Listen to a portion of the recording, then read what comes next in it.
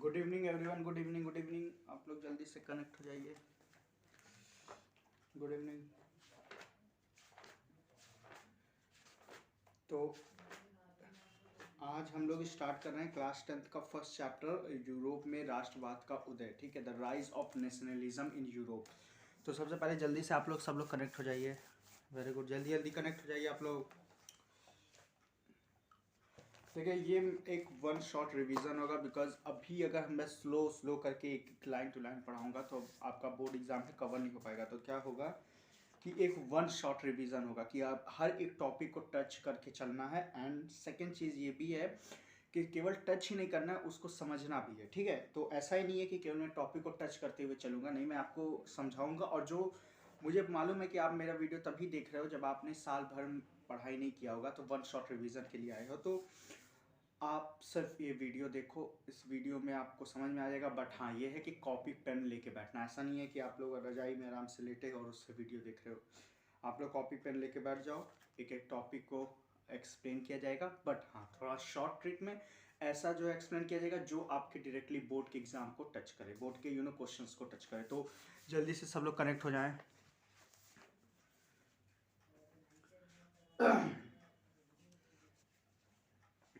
तो जल्दी से आप लोग कनेक्ट हो जाइए, फिर जो है स्टार्ट करते हैं। यूरोप में राष्ट्रवाद का उदय, the rise of nationalism in Europe. तो आप लोग जल्दी जल्दी कनेक्ट हो जाइए। Hello hello hello, Manish Verma hi, hi hi, Shweta Singh hi, hello hello, सबको सबको गुड इवनिंग, सबको गुड इवनिंग, सबको सबको गुड इवनिंग, सबको गुड इवनिंग। बच्चा पहले हिस्ट्री का हो जाए, फिर उसके बाद जो है पॉलिटिकल सिविक्स का भी स्टार्ट करेंगे। पहले हिस्ट्री का हो जाए, एक चैप्टर हो जाए हिस्ट्री। जल्दी जल्दी आप लोग चलिए। तो सब कनेक्ट हो रहा है धीरे धीरे। आप लोग और लोगों को शेयर करिए, जल्दी जल्दी कनेक्ट करिए बिकॉज ये वन शॉट रिवीजन होने वाला है। केवल एक वीडियो में पूरे फर्स्ट चैप्टर का फुल्ली एक तरह से आप बोल सकते हैं पूरी तरह से निचोड़ लेके आए। ठीक है, तो हम लोग पढ़ते हैं यूरोप में राष्ट्रवाद का उदय। ठीक है, तो सबसे पहले वर्ड नेशनलिज्म होता क्या है, राष्ट्रवाद होता क्या है। तो आप लोग बताइए राष्ट्रवाद होता क्या है। एक नॉर्मल भाषा में बताइए कि नेशनलिज्म से आप क्या समझते हैं, नेशनलिज्म मतलब होता क्या है।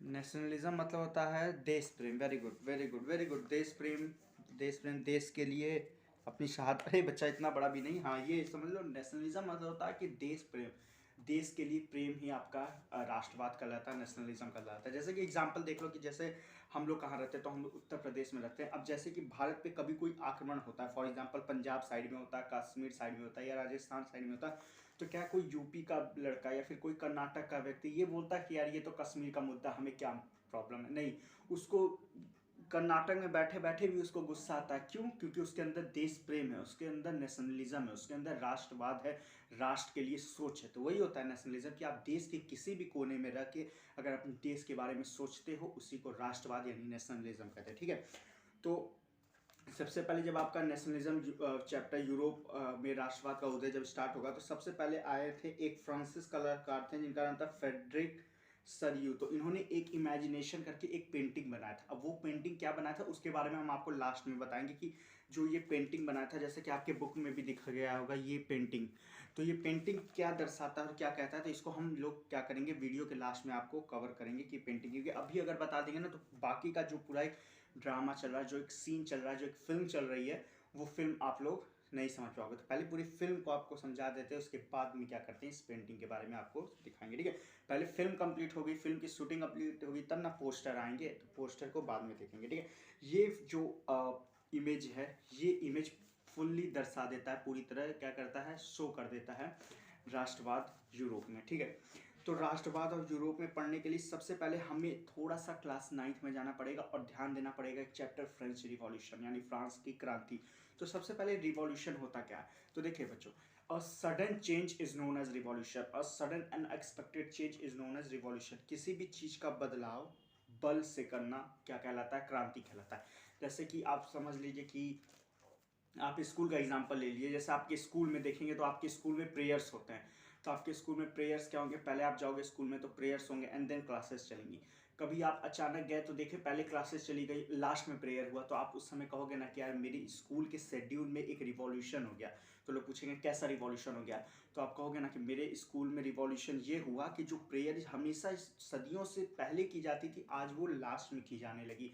तो ये रिवॉल्यूशन आएगा। बिहेवियर में रिवॉल्यूशन मतलब होता है एक सडन चेंज, एक अचानक सा चेंज आ गया, और इसको जो चेंज करता है उसको रिवॉल्यूशनरी यानी क्रांतिकारी लोग कहते हैं, उनको क्रांतिकारी कहा जाता है। ठीक है, तो फ्रांस में रिवॉल्यूशन क्या होता है, पहले हम फ्रेंच क्रांति की बात बता देते हैं। फ्रांस रिवॉल्यूशन में एक राजा रानी के खेल था, एक था राजा एक थी रानी, दोनों मर गए, खत्म कहानी।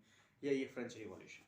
फ्रेंच रिवॉल्यूशन यही है, क्या था कि राजाओं का जो है वहाँ पे शासन था, वहाँ राजतंत्र था, वहाँ पे क्या था, राजतंत्र था। तो वहाँ के लोगों को क्या था, चाहिए था कि हमें डेमोक्रेसी चाहिए, बिकॉज स्टार्टिंग में वो लोग राजा के हिसाब से रहते थे, बट धीरे धीरे राजा क्या करता था, उन पर बहुत सारी दमनकारी नीति अपनाता था, बहुत सारे ऐसे स्ट्रॉन्ग पॉलिसी लाता था जो वहाँ के आम आदमी को हमेशा दुख देते थे, हमेशा पीड़ा देते थे, और आम आदमी कंफर्टेबल नहीं हो पाता था उन पॉलिसी से। तो अगर कोई व्यक्ति आपको एक बार, जैसे आपको कोई एक व्यक्ति एक बार मार रहा है, दो बार मार रहा है, तीन बार मार रहा है, चार बार मार रहा है, एक टाइम ऐसा आएगा कि आप भी पलट के जवाब दोगे। अगर कोई व्यक्ति आपको दबा रहा है तो एक टाइम आएगा कि आप भी उसको पलट के जवाब दोगे। वही सेम चीज़ हुआ फ्रांस में, वही सेम चीज़ हुआ फ्रांस में। फ्रांस के राजा की दमनकारी नीति, उनकी पॉलिसीज़, उनके इतने स्ट्रॉन्ग डेंजर पॉलिसीज से जो वहाँ के सिटीजन थे, जो गरीब लोग थे, जो मिडिल क्लास के लोग थे, वो जो है बहुत ज़्यादा त्रस्त हो गए, और उनको लग गया कि अब हमें राजा को उखाड़ के फेंकना है, अब हमें राजा रानी का खेल नहीं चाहिए। क्योंकि हमें पहले ऐसा लगता था कि ये हमारे साथ है, बट आज ये हमारे साथ नहीं है, हमारे साथ नहीं चल रहे हैं। तो वहाँ के लोगों को समझ में आने लगा था, और जो कि धीरे धीरे आने लगता। अब इसका पूरा डिटेल हम नहीं बताएंगे, नॉर्मली बताएंगे। पूरा डिटेल के लिए आप क्लास 9 में पढ़े होंगे और बहुत ज़्यादा ज़रूरी नहीं है। बस फ्रांस की क्रांति से रिलेट करके बाकी के यूरोप की कंट्री को देखना, बिकॉज जो फ्रांस में क्रांति हुई उसी से इन्फ्लुएंस होकर बाकी के यूरोप के जो कंट्रीज थे ना, वो भी क्रांति करना शुरू कर दिए। एक तरह से देखो, जो फ्रांस जो था उसको लोग अपना राजा समझते थे। फ्रांस को यूरोप के बाकी कंट्री अपना राजा समझती थी। वो सोचती थी जैसा फ्रांस करेगा वैसा ही हम करेंगे, जैसे हमारे बड़े भैया फ्रांस करेंगे वैसे ही हम लोग करेंगे। अगर वो राजा के बातों को, उनके दमन नीतियों को, उनके पॉलिसीज को मानेंगे तो भाई हम भी हंसते हंसते मानेंगे। अगर वो विद्रोह करेंगे तो हमारा भी विद्रोह करना बनता है। मतलब कि फ्रांस के इशारे पे rest of the European country क्या करती थी, चलती थी। ठीक है, तो इसमें हुआ कि फ्रांस का रिवॉल्यूशन हुआ। देखो 1789 से पहले की बात करें तो 1789 से पहले क्या था, राजा का शासन था, राजतंत्र था। बट 1789 में लोगों को समझ में आने लगा, धीरे धीरे उनको समझ में आने लगा कि जो राजा की पॉलिसीज हैं ये क्या है। देखें आप लोग अभी कमेंट मत करिए, पहले सुन लीजिए, कहानी सुन लीजिए। सर वॉइस क्लियर नहीं, कहाँ वॉइस क्लियर नहीं है, वॉइस तो साफ साफ आ रही है। सुन लीजिए पहले आप लोग कहानी सुनिए। तो देखिए फ्रांस 1789 से पहले क्या था, राजा की क्रांति, राजा लोग थे तो राजा लोग अपने हिसाब से रहते थे। लेकिन 1789 के बाद लोगों को लग गया कि यार ये राजा हमारे साथ धोखा कर रहा है, गलत कर रहा है, अब हमें इसे उखाड़ के फेंकना पड़ेगा, हमें इसे क्या करना पड़ेगा, उखाड़ के फेंकना पड़ेगा। और ये स्टार्टिंग, ये चीज़ें स्टार्ट हुई फ्रांस में, और ये कहाँ तक फैल गई, तो ये जर्मनी, इटली, ऑस्ट्रेलिया, हंगरी में फैल गई। मतलब देखिए तो चिंगारी लगी फ्रांस में, बाकी के ये rest of the European country में इसकी आग पूरी तरह फैल गई कि फ्रांस जब अपने राजा को हटाने के लिए, जब फ्रांस राजा रानी का सिस्टम हटाने के लिए इतनी मेहनत कर रहा है तो हमें भी अब वो मेहनत करनी चाहिए, हमें भी वो मेहनत करनी चाहिए। ठीक है, तो इसमें क्या हुआ कि 1789 में फ्रांस एक ऐसा राज्य था जिसके जो संपूर्ण भूभाग पर एक निरंकुश राजा का अधिपत्य था। फ्रांसीसी क्रांति से जो राजनीतिक और संवैधानिक बदलाव हुए उनमें से प्रभुसत्व राजतंत्र से निकलकर फ्रांसीसी नागरिकों के समूह में हस्तांतरित हो गए। क्रांति ने घोषणा की कि अब लोग द्वारा राष्ट्र का गठन होगा और वे ही उसकी नियति तय करेंगे। मतलब कि अब राजा को पूरी तरह से उखाड़ के फेंक दिया जाएगा। अब क्या होगा, तो अब यहाँ पे लोकतंत्र आएगा, डेमोक्रेसी आएगी, अब यहाँ पे केंद्र शासित चीजें होंगी, यहाँ पे जो कानून बनेंगे वो सबके लिए इक्वल बनेंगे, जो अधिकार मिलेगा वो सबको इक्वल मिलेगा। तो इनको क्या किया गया, पितृभूमि यानी लैब फैक्ट्री और ली सेटियोन यानी कि नागरिकता के नाम पे उन लोगों को और भड़काया गया। देखो पहली चीज उनको कहा गया कि आप इस देश के नागरिक हो, लेकिन उसके बाद भी आप एक राजा के कहने पे चल रहे हो, आप राजा के अंडर में चीजें कर रहे हो, ये चीज गलत है। साथ ही साथ उनको पितृभूमि, पितृभूमि मतलब होता है जो पितरों की भूमि, यानी जो पिता की भूमि या पिता के पिता की भूमि या पिता के पिता की भूमि है, वो आपकी है। आप आज उस भूमि को छोड़ के राजा को दे रहे हो और उस पे क्या कर रहे हो, किराए पे काम कर रहे हो। तो ये सब चीज़ों पे मतलब उनके इमोशन के साथ लोगों ने, उनके इमोशन पे, जो गरीब के लोग थे उनके इमोशन पे वार किया, ताकि ये लोग भी क्या करें, उस आंदोलन में, उस क्रांति में बढ़ चढ़ के हिस्सा ले और राजा को उखाड़ फेंके। देखो राजा की गलती ये हुई थी, राजा ने बहुत सारी गलती किया। उसने क्या किया, जो गरीबों के जमीन थे, जो किसानों के जमीन थे, उस जमीन को राजा ने कब्जा कर लिया और कहा तुम अपने ही जमीन पे खेती करो और मैं उससे का तुम्हें सैलरी दूंगा। मतलब खुद की ज़मीन, मेरी खुद की ज़मीन पे हम खेती करके पैसे लें, तो ये तो गलत बात है ना। वही हो गया जैसे कि मेरा ही घर है और हम अपने ही घर पे रह के हमें आप बस थोड़ा बहुत किराया दे रहे हैं। भाई घर मेरा है, मेरा जो है उसमें बस चलेगा ना कि हम किसको रखें किसको नहीं। लेकिन राजा ने पूरी तरह ज़मीन ले ली और फिर राजा क्या करता था, दबाव डालता था, लोगों पे दबाव डालता था कि तुम यही यही अनाज उगाओगे, यही यही ग्रेन्स उगाओगे और यही चीज़ बांटोगे। तो यानी कि जो उनकी खुद की ज़मीन पे भी उन गरीबों का खुद का हक नहीं था, वो भी राजा मान लिया था। तो ऐसे लोगों को लगा कि भाई ये राजा बहुत गलत करा, अब हमें क्या करना चाहिए, इन पे विद्रोह करना चाहिए। तो लोगों को इकट्ठा करने के लिए पितृभूमि का इमोशनल एक कार्ड भी खेला गया गरीबों द्वारा, कि ताकि जो गरीब लोग हैं उनके अंदर भी एक पितृभूमि का वो इमोशन जाग जाए, फील जाग जाए कि हाँ यार ये मेरे तो दादा परदादा की ज़मीनें हैं और हम ये किसी राजा को क्यों देंगे। साथ ही साथ इन्होंने क्या किया, जब अपना एक समूह बनाया, जब अपना एक ग्रुप बनाया, तो इन्होंने अपने एक फ्रांस का नया झंडा भी तैयार किया। देखो जब आप कोई भी ग्रुप या कोई भी जब आप समूह बनाते हो तो उसका एक झंडा निकाला जाता है। वो झंडा इसलिए बनाया जाता है ताकि वो एक इंडिकेशन होता है कि हमारा भी कुछ कानून है, हमारे भी कुछ अधिकार है, हम भी चलेंगे। जैसे कि आप देखो एक हमारा नेशनल जो नेशनल फ्लैग है वो तो अलग है, तिरंगा। उसके साथ ही साथ देखो तो आप कई जैसे पॉलिटिकल पार्टीज़ हैं, छोटी मोटी बड़ी, छोटी बड़ी पार्टीज़ हैं, उनके अलग अलग आपको जो है ध्वज तिरंगे देखने को मिलेंगे, झंडे देखने को मिलेंगे। उसके आप देखोगे बहुत सारे ऐसे कम्युनिटी हैं, उनके अलग अलग झंडे देखने को मिलेंगे। तो ये झंडे क्या होते हैं, ये इंडिकेट करता है कि हमारी कम्युनिटी है और हम इसलिए लोगों से लड़ रहे हैं।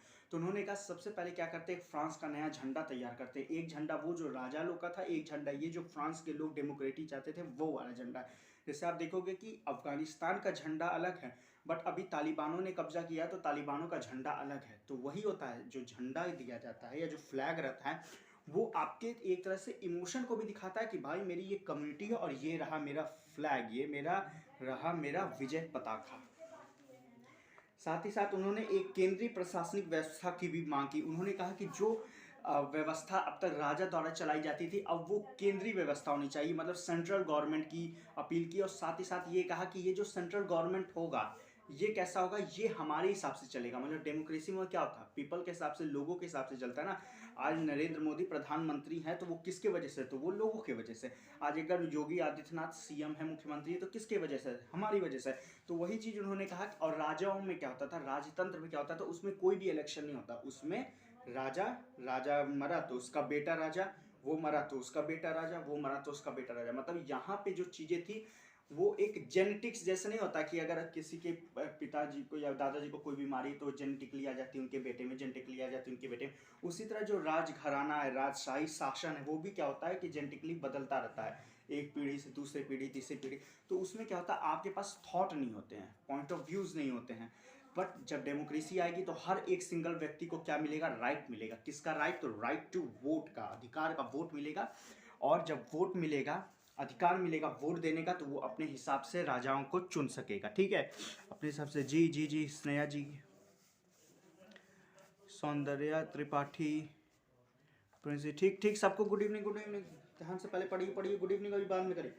तो इसके बाद क्या हो, केंद्रीय प्रशासनिक व्यवस्था से लागू किया। साथ ही साथ इन्होंने क्या किया, क्षेत्रीय बोली को उत्साहित किया। क्षेत्रीय बोली यानी होता है जो लोकल लैंग्वेज है, उसको भी इन्होंने बहुत ज़्यादा मोटिवेट किया कि आप लोग क्या आप करिए, लोकल बोलिए, लोकल लैंग्वेज का ज़्यादा इस्तेमाल करिए। उससे क्या होगा, जो गरीब लोग होंगे वो जल्दी कनेक्ट होंगे। आप देखोगे आपके कोई बातों से जल्दी क्यों आप देखोगे अगर आपको किसी को कनेक्ट करना है तो आप अपनी लैंग्वेज का यूज़ कर सकते हो। Language is the best medium to connect anyone. किसी से अगर आपको जुड़ना है तो आपका लैंग्वेज सबसे इम्पॉर्टेंट क्या होता है, रोल करता है। ठीक है, तो उसी तरह उसमें कहा गया कि आपको क्षेत्रीय बोली पे भी अपने ध्यान देना पड़ेगा। जैसे कि आप देख लो, अब अखिलेश यादव हो गए या राहुल गांधी हो गए, ऐसा नहीं है कि ये स्पीच अच्छा नहीं देते, ये स्पीच अच्छा देते, बट आप देखोगे कि ये लोग पढ़े लिखे लोग हैं, तो ये इंग्लिश में भी स्पीचेस देते हैं। बट जो नरेंद्र मोदी हो गए या जो योगी जी हो गए, ये अगर किसी को स्पीच देते हैं, किसी को कुछ समझाते हैं, तो ये अपने हिंदी बोली में समझाते हैं। वो हिंदी में इसलिए बोलते हैं ताकि लोग कनेक्ट कर सके। आप देखोगे कि सोशल के बहुत सारे टीचर हैं, अगर आप देखोगे तो सोशल के पूरे वर्ल्ड में, पूरे इंडिया में बहुत सारे टीचर है, बट सबसे ज़्यादा फेमस सोशल के टीचर में कोई हुआ है तो वो है खान सर। वो क्यों हुए? बिकॉज ऑफ हिज लैंग्वेज, अपने भाषा की वजह से, अपने लैंग्वेज की वजह से। अगर वो भी बाकी टीचर की तरह आपको इंग्लिश में पढ़ाएं, वो भी बाकी टीचर की तरह आपको सोशल को एक बोरिंग सब्जेक्ट बना के आपके सामने पेश करें, तो हो सकता है आप उनसे नहीं पढ़ोगे, बट वो एकदम सरल और इजी लैंग्वेज में पढ़ाते हैं। क्यों? ताकि हर एक व्यक्ति, एक सिंगल स्टूडेंट भी उनसे कनेक्ट हो सके। तो भाषा का इम्पॉर्टेंट रोल होता है। अगर आप किसी को कुछ समझाना चाहते हो, अगर आप किसी को कुछ पढ़ाते हो, अगर आप उसके लोकल लैंग्वेज में वो चीज़ें समझा रहे हो, तो वो जल्दी समझेगा कंपेरेटिवली अगर आप कोई अदर इंग्लिश वर्ड्स या फिर कोई अदर जो सोशल के टर्मिनोलॉजी जो है ऐड कर रहे हो तो। ठीक है, तो वही होता है कि आपको अगर किसी को कनेक्ट करना है, तो जो लैंग्वेज होती है वो भी सबसे इम्पॉर्टेंट रोल अदा करती है किसी को भी अपने से कनेक्ट करने में। ठीक है, तो क्रांतिकारियों ने क्या की घोषणा की कि फ्रांसीसी राष्ट्र का यह भाग्य और लक्ष्य था कि यूरोप के लोगों को निरंकुश शासकों से मुक्त कराएं। लेकिन देखिए, आपको बताएं, साथ ही साथ इन्होंने जैकोबिन क्लब की स्थापना कर दी। अब जैकोबिन क्लब क्या था? तो जो राजा लोग थे वो समझ गए थे कि भाई क्रांतिकारी जो है बहुत तेजी से आ रहे हैं और क्रांति बहुत तेजी से फैलने जा रही है। तो उन्होंने क्या किया था कि रूल बना दिया था कि अगर पब्लिक प्लेसेस पे, जैसे आज क्या होता है, धारा 144 की, अगर एक साथ 2 से 3 4 से आज अगर एक साथ 2 से ज़्यादा व्यक्ति कहीं भी ग्रुप बनाएंगे तो उनको जेल में डाल दिया जाएगा, यानी या तो उन पर लाठी चार्ज हो जाएगी। तो वो धारा 144 था। तो उसी तरह राजाओं ने भी एक कानून लाया कि अगर कोई भी कहीं भी प्रोटेस्ट करता दिखता है, कोई भी अगर कहीं भी ग्रुपिज्म करता दिखता है, तो क्या करो, उसको तुरंत पकड़ के बंदी बना लो। तो लोगों को इससे भी बड़ा प्रॉब्लम हुआ, तो उन्होंने क्या किया, जो लोग थे, जो गरीब लोग थे, जो कि डेमोक्रेसी की मांग कर रहे थे, उन्होंने एक जैकोबिन क्लब बनाया। जैकोबिन क्लब क्या था? तो ये एक सीक्रेट प्लेस था जहाँ पे ये सीक्रेट एक मीटिंग रखते थे और लोगों को, जो गरीब लोग थे उनको समझाते थे, जो वहाँ के लोग थे उनको समझाते थे नेशनलिज्म के बारे में, उनको समझाते थे डेमोक्रेसी के बारे में, उनको बेनिफिट्स बताते थे डेमोक्रेसी का, उनको बेनिफिट्स बताते थे केंद्रीय शासन प्रणाली का, उनको बेनिफिट्स बताते थे सेंट्रल गवर्नमेंट का। तो जैकोबिन क्लब क्या था? तो एक सीक्रेट प्लेस था जहाँ पे उनको समझाया जाता था उन लोगों को कि आपके लिए क्या सही है क्या गलत, क्योंकि वो चीज़ अब वो पब्लिकली नहीं समझा सकते थे, बिकॉज पब्लिकली उस चीज़ों को बैन कर दिया गया था पूरी तरह।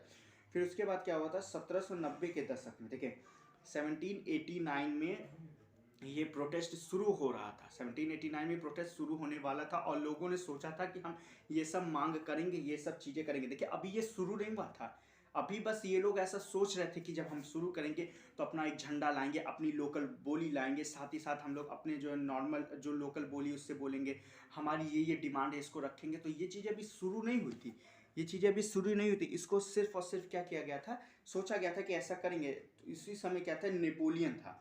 ठीक है, उसी समय क्या था, नेपोलियन था। तो मतलब राजा को खत्म करके पब्लिक ऊपर आ रही थी, डेमोक्रेसी ऊपर आ रही थी। बट क्या हुआ, फिर से क्या हुआ, फिर से जब वो राजा को खत्म करने के लिए क्या किया गया, जब राजा को हटा के डेमोक्रेसी लाई जा रही थी, तब तक नेपोलियन ने कब्जा कर लिया। और नेपोलियन ने क्या किया, नेपोलियन आया और उसने खुद को राजा बोला और डिक्टेटरशिप स्टार्ट करने दिया। बट नेपोलियन की ये थोड़ी सी अच्छाई लोगों को पसंद आने लगी, क्योंकि इसने डिक्टेटरशिप तो स्टार्ट किया बट उसमें कुछ रिलैक्सेशन भी दिए, उसमें कुछ रिलैक्सेशन भी दिए। देखो, इसमें क्या हुआ था कि फ्रांस के लोग थे, अब वो क्या कहें कि नहीं, हमें राजा को भगाना है। तो वो लोग राजा के पीछे पड़ गए कि राजा को भागो भागो, बॉयकॉट राजा, जैसे आजकल बॉयकॉट चल रहा है ना, फिल्मों को बॉयकॉट करो, हर चीज़ को बॉयकॉट करो, बॉयकॉट ट्रेंड चला। देखो, बॉयकॉट ट्रेंड जैसे भी एक गाने पे आ गया था, बॉयकॉट ट्रेंड, बेशरम रख के। तो देखो यार, अगर आप बॉय देखोगे कि किसी रंग पे कोई कुछ बोल रहा है, तो आप पूरा इतिहास उठा के देखो ना, क्या केवल गेरुआ रंग के कपड़े दीपिका नहीं पहने, बाकी लोगों ने नहीं पहने? यहाँ तक कि जो मनोज तिवारी बोलते हैं कि गेरुआ रंग का कपड़ा पहने हैं दीपिका ने, जो कि हमारे सनातन संस्कृति, सनातन सभ्यता को ठेस पहुंचा रहे हैं। तो मनोज तिवारी जी, आप भी अपना 6 साल पुराना वीडियो देखिए जिसमें आप गेरुआ रंग के कपड़े पहन के हाथों में शराब लेके डांस कर रहे थे। तब कहाँ गया? मतलब आप करो तो रासलीला, दूसरा कोई करे तो कैरेक्टर ढीला। तो ये जो बॉयकॉट ट्रेंड चल रहा है, ये देखिए, कुछ चीज़ों के लिए अगर बॉयकॉट आप करें तो वो सही है, बट अब पता चला बॉयकॉट में अब हर चीज़ कर दो बॉयकॉट। कल को पता चला कि जो ये सब है, जो जलेबी छनती है वो भी तो भगवा कलर की है। कल को बॉयकॉट में आप कहीं हलवाई के घर के वो दुकान के बाहर आ जाओगे कि यार भगवा कलर की जलेबी नहीं छनेगी, हरा छानो, पीला छानो, नीला छानो, मुझे नहीं मतलब है, लेकिन भगवा कलर की, ऑरेंज कलर की जलेबी नहीं तली जाएगी। तो क्या है, ये पागलपन है, ये मूर्खता है। तो इसी तरह लोगों ने क्या किया, फ्रांस के लोगों ने क्या किया, लेकिन जो फ्रांस के लोगों ने किया वो मूर्खता नहीं थी। फ्रांस के लोगों ने कहा कि अब हमें राजा को हटाना, उसने बॉयकॉट राजा का ट्रेंड चलाया कि राजा को हटाओ, राजा को क्या करो, भगाओ। तब तक आ गया वहीं पे नेपोलियन।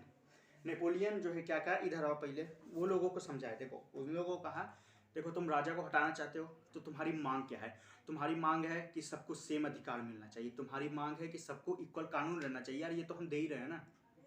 तुम राजा को हटाओ, भगाओ, हमको राजा बनाओ, नेपोलियन को राजा बनाओ, और नेपोलियन तुम्हारे लिए सब चीज़ करेगा। नेपोलियन तुम्हारे लिए सिविल कोड लाएगा, नेपोलियन तुम्हारे लिए नेपोलियन कोड लाएगा, जिसके तहत तुम्हें कानूनी रूप से सेम अधिकार मिलेगा। तुम्हारी जो ज़मीनें राजा द्वारा छीनी गई थी वो तुम्हें मिलेंगी। तो भाई लोगों को लगा यार ये तो बड़ी अच्छी बात है, हम लोग अगर राजा को भगाएंगे तो उसमें लड़ाई करना पड़ेगा, लड़ाई करने के लिए हमारे पास उतनी फौज नहीं है जितनी राजा के पास है, तो इससे बढ़िया हम लोग नेपोलियन को ही राजा बना देते हैं, सबसे बढ़िया है। सही बात है, अगर हम लोग राजा